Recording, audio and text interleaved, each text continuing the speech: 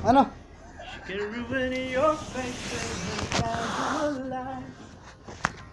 Kumakanta po si Fredo, mga kaibigan. Lagyan mo naman ng buhay. She always like a child and she always a woman to me. Ganon. Hindi naman yung... Oh! Yeah, the singing guard.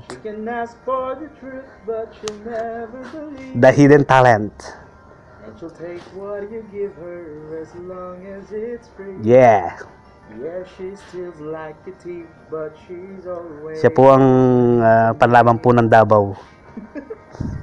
Ang pangalan po niya ay Wilfredo.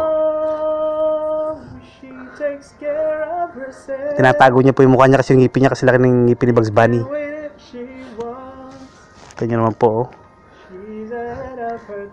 Naitago niya po ang mukha niya pero ang tiyan niya hindi niya may tago-tago. Ayaw ko na. Ano? Tapos na po mga kaibigan.